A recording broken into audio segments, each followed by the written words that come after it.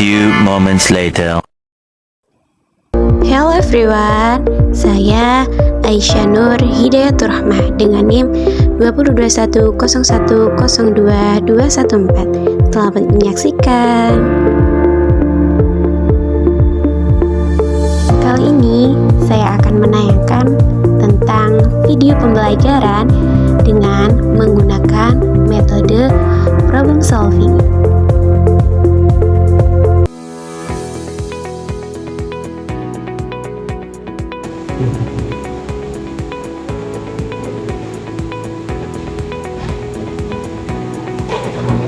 Oke, assalamualaikum warahmatullahi wabarakatuh. Apa kabar semuanya pada sore hari ini? Ya. Sebelum kita memulai pelajaran pada sore ini, mari kita baca suratul Fatihah dulu. Alhamdulillah warahmatullahi.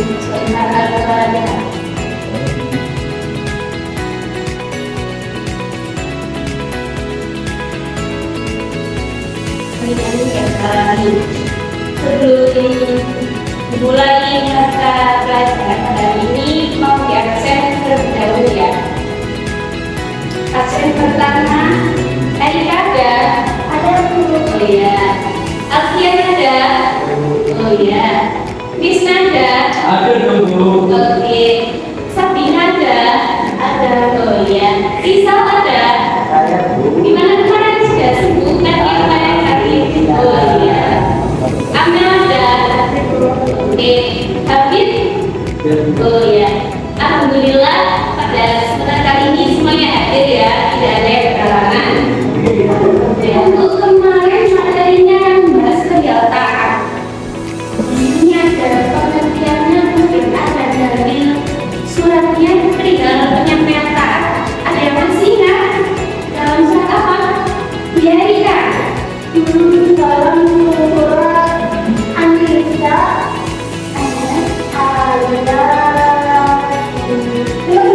oh iya, benar sekali. Kurang saya dulu dong. Ada perihal tentang dampak positif ketaatan kepada Allah dan Rasulnya. Ada yang tahu? Ada terdapat dalam surat An-Nisa juga, tetapi beda ayat. Berapa ya? Saya tahu. Oh iya, berapa? Di Quran surat An-Nisa 4 ayat 13. Oh iya, benar sekali Sabina. Tanya kita ayatnya berbunyi seperti apa deh? Siapa? Oh iya, Amel coba di baca.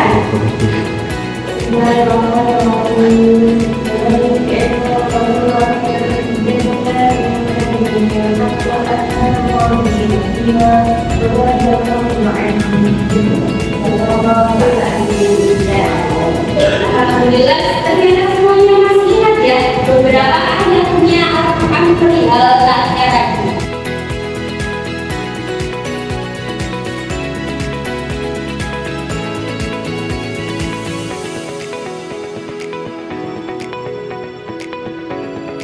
Untuk pertemuan hari ini kita membahas tentang perihal taubat. Jadi taubat.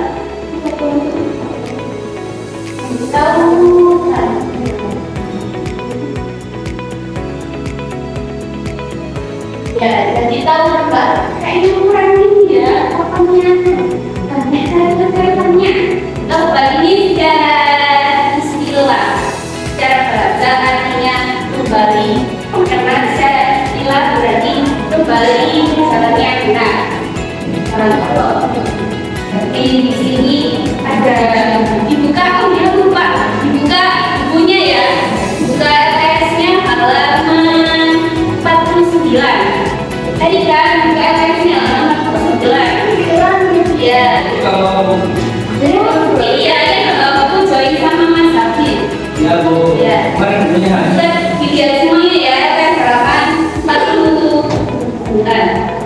Di sini ada tentang ayat Al-Quran dari peristiwa di Lumajang dan Anas anak sekolah Rasulullah SAW dulu tadi adalah pertama wakil kota kira kabupaten Bengkulu. Di sini artinya semua bani Adam pernah melakukan kesalahan dan sebaik-baik orang yang soleh adalah yang segera bertaubat. Dari di sini sudah jelas bahwasanya orang-orang yang soleh adalah orang yang menyegerakan sebuah taubat itu. Dan di sini ada juga dari surat An-Nasr ayat 110 tidak halaman 450. Surat Al-Tahrim. Ada juga surat Al-Tahrim ayat 8. Dan di sini yang kedua yakni ada jenis dan cara taubat, yang mana ada dua jenis, jadi taubat menyangkut dosa terhadap Allah dan ada juga taubat menyangkut dosa terhadap sesama manusia. Jadi di sini taubat itu ada yang langsung terhadap Allah, kayak kesalahan kita itu kesalahan yang harus ke Allah, kayak kita nggak sholat, itu kan berarti langsung berhubungan dengan Allah tadi. Kemudian apa kita melanggar syariat agama, jadi taubatnya langsung terhadap Allah ke dosanya tadi. Kemudian ada yang menyangkut terhadap sesama manusia, seperti halnya ketika kita menyakiti hati teman kita, gitu. Jadi taubatnya itu dosanya tadi itu terhadap sesama manusia tadi, gitu ya. Kemudian di sini ada dampak positif perilaku bertaubat. Ada beberapa dampak tadi yang di sini. Terus ada perilaku membiasakan diri bertaubat. Jadi kita biasakan diri, kadang-kadang kita harus sering bertaubat. Kayak kita melakukan kesalahan, jadi kita melihat gerakan bertaubat tadi. Karena sudah jelas dalam riwayat yang menyatakan bahwasanya kita harus menyegerakan taubatnya tadi. Nah, di sini grupnya cerita yang mana ada sebuah permasalahan. Nah, sebetulnya itu nanti ada dibagi beberapa kelompok ya. Ada 4 kelompok, Amel sama Sabina kelompok pertama, kemudian Aal bersama Erika kelompok kedua, Krisna bersama Mas Habib, kemudian ada Rizal bersama Alfian ya.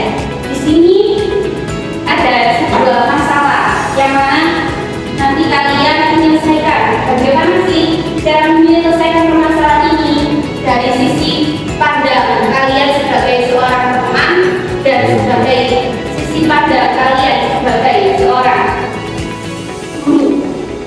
Nah, di sini ada sebuah masalah yang mana ada seorang anak. Dia itu terlahir dari keluarga berkedung. Jadi dia itu kekurangan dari segi hal ibadah, kemudian perilaku sehari-harinya kurang baik. Jadi dia itu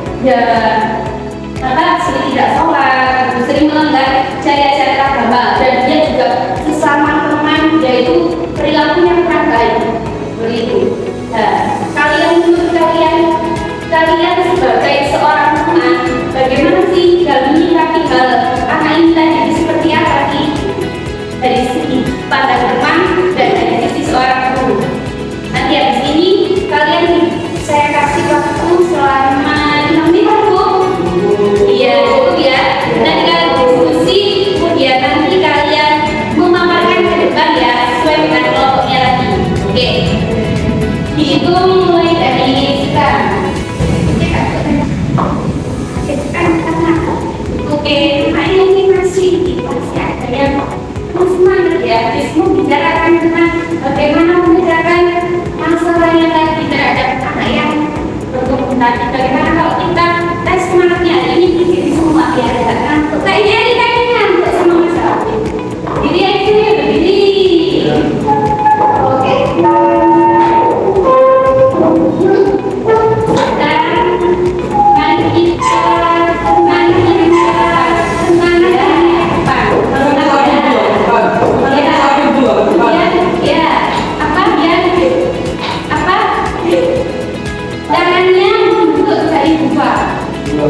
Ya, yang satunya jadi seperti ini.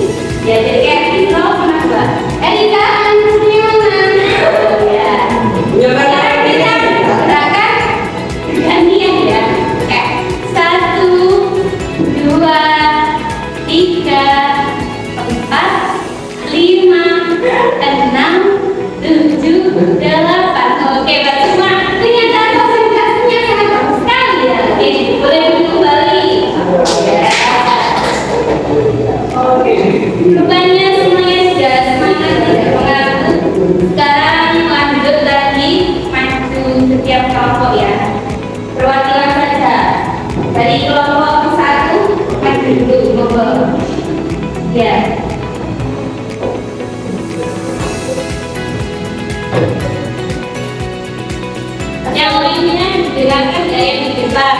boleh bicara sendiri, misal ya. Assalamualaikum warahmatullahi wabarakatuh. Kami dari kelompok 1 akan mempresentasikan apa yang sudah dijelaskan oleh pemateri. Jadi menurut kami berdua itu kalau ada teman yang sedang melakukan kesalahan, maka baiknya kita untuk mengingatkan meskipun kita sendiri juga melakukan kesalahan, tapi tidak ada salahnya kita untuk mengingatkan. Karena hidayah dari Allah itu datangnya kapan saja, kita tidak tahu, bisa saja kita mengingatkan hari ini, besoknya kemarin kita ingatkan selalu saja. Jadi nggak apa-apa, terus menerus mengingatkan teman, saling mengingatkan sambil kita memperbaiki diri. Itu menurut kami berdua. Sekian, terima kasih. Assalamualaikum warahmatullahi wabarakatuh. Kami dari sisi ini dari sisi seorang teman, bagaimana kita suka kalian pasti menjadi seorang guru juga. Bagaimana jika kalian menjadi seorang guru, kemudian ada murid kalian yang seperti itu, jadi apa yang kalian lakukan terhadap muridnya tadi? Menjadi seorang guru itu tidak hanya memiliki karakter dohir, tapi juga karakter batinnya. Jadi tidak hanya mengingatkan, tapi juga mencontohkan baik akhlak, perilaku, berkata, sopan santun dan sebagainya. Jadi kalau dengan berjalannya waktu, murid kita pasti bisa sesuai dengan apa yang kita harapkan, dengan cara yang ikhtiar dan terus mencontohkan yang banyak. Ya, benar sekali teman-teman. Boleh kembali dulu ya. Untuk kelompok 2, gimana dulu? Berdua aja. Ya.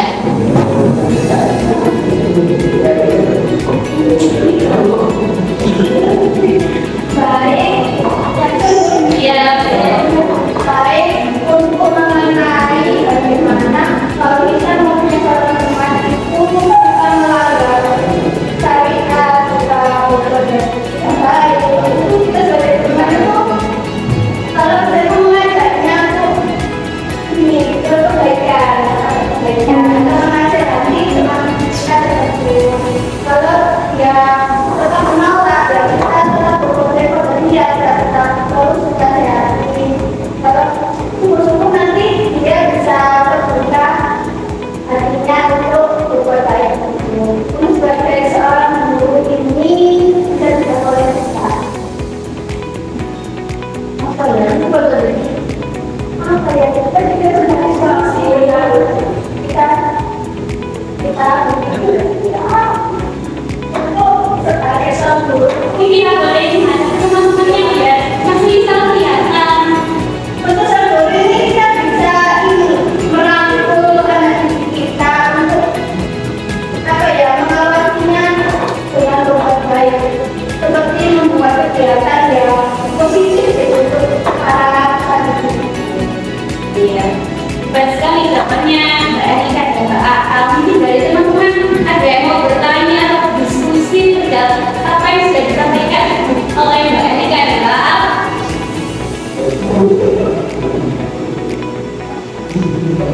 Monggo Mas David. Kalau ada pertanyaan, monggo. Iya. Ya, saya mau bertanya. Iya, boleh. Seseorang yang lebih akan pasti berbeda. Kalau kita sudah bisa semaksimal mungkin kita bicara yang kita manusia ada kalau beda apa yang lupa kamu tidak Kalau kita sendiri nggak bisa mengandalkan laki-laki, kita meminta agar berkurangnya atau secara langsung berbeda. Gimana sih kalau menghadapi anak? Atau bukan ini bisa kalau kita dengan orang tua, kita sama-sama memberi anak tersebut Ya, sekali. Gimana Mas David sudah buat siapa dari Mbak Erika dan Mbak Aa? Oke. Dia adalah kegiatan aku ya. Oh ya, sudah. Mungkin Mas mau bertanya? Iya, monggo. bagaimana si kemudian dalam kelas. Oh iya. Kemudian dalam kelasan sudah dalam kelas sudah dalam kelas itu kita sebagai guru mengenal masalah itu. Ya, jadi pertanyaan Mas Isak bagaimana atau ada bullying di dalam sebuah kelas? Ya, cara mengatasinya bagaimana? Oke, pertanyaan bagus Mas Isak, Mas Alfian. Kalau bullying itu kita sebagai guru ya, sebagai guru terutama guru laki-laki. Kalau misalnya itu kita pelajari dulu bagaimana. Oh guru, kalau bisa jangan langsung kita guru, kita alami dulu dari dalam. Nah kalau misalkan kamu bullying itu kan sudah langsung ngambil, kita mendapatkan kembali kita berbeda lagi. Kita minta bantuan, oh gimana mengatasi anak ini? Kok bisa dari faktor penyebabnya itu apa gitu. Nanti bisa dibuktikan dan saya harap itu nggak sebenarnya tidak laporan kalau kenapa bisa berbapak itu kok aku nggak ada pembelaan dari itu. Jadi kalau bisa jangan Oke, gimana Mas Alfian? Sudah puas dengan jawabannya? Oke.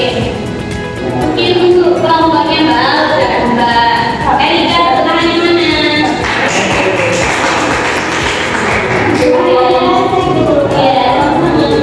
Selanjutnya kelompoknya Mas Habib dan Mas Tisna berikan Pak.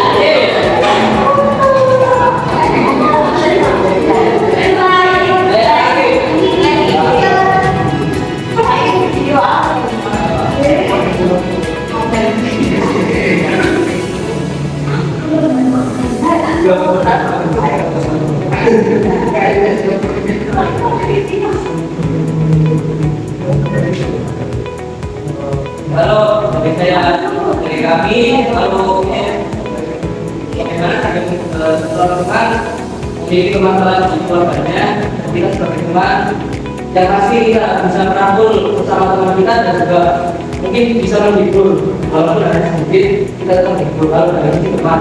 Tapi kalau dari pada guru mungkin nanti kita juga bisa mendekati sifat tersebut dengan cara kita ngobrol, diskusi ataupun sharing-sharing. Mungkin dari itu nanti siswa bisa mengutarakan apa yang ada masalah di rumah seperti apa, atau di dalam seperti apa. Dan mungkin guru bisa memberikan solusi untuk siswa tersebut dan agar dia lebih aktif di sekolah walaupun ada masalah di rumah. Itu biasanya kalau ada masalah dari anak itu anak itu merasakan sakit atau diri dengan teman-teman yang tidak sama keluarga itu sangat bahagia, harmoni. Nah, apalagi kalau menimbulkan stres, maksudnya baik, anak baik. Untuk mungkin untuk cara saya bisa kita menunjukkan diri atau kita ibadah diri apalagi kita tahu kadang-kadang baru dalam sekarang anak dan negara itu kalau ada masalah di keluarga ada juga yang apa ya nggak mau berarti dan itu satu kepada sebulan anak-anak dan sekali juga itu dihindari itu kualitas kemudian dari pada apa guru dan anak ini salah satunya adalah mengenai diri pada nanti kawan-kawan. Ya, bagus sekali jawaban dari Mas Habib dan Mas Tisna. Mungkin ada yang mau bertanya dari yang sudah disampaikan. Oh iya.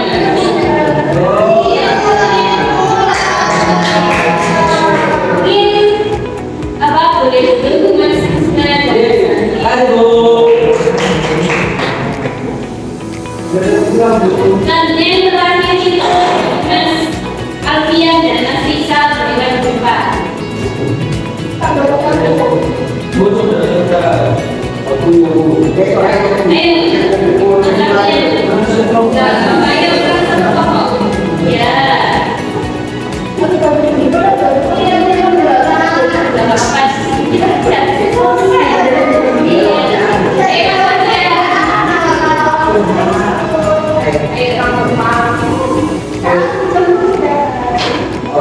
itu dari kelompok 3.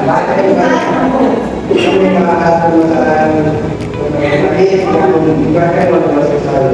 Oke, sudut pandang dari kawan itu yang pertama tentang terkait ini.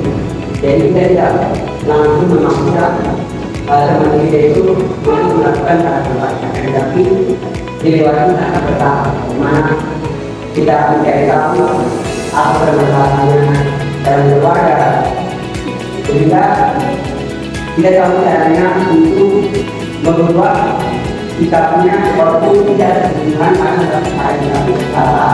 Salah satu contohnya itu mengajar dia sholat, jadi melakukan hal-hal sehingga hal-hal yang tidak lebih mempengaruhi kepada dirinya sendiri.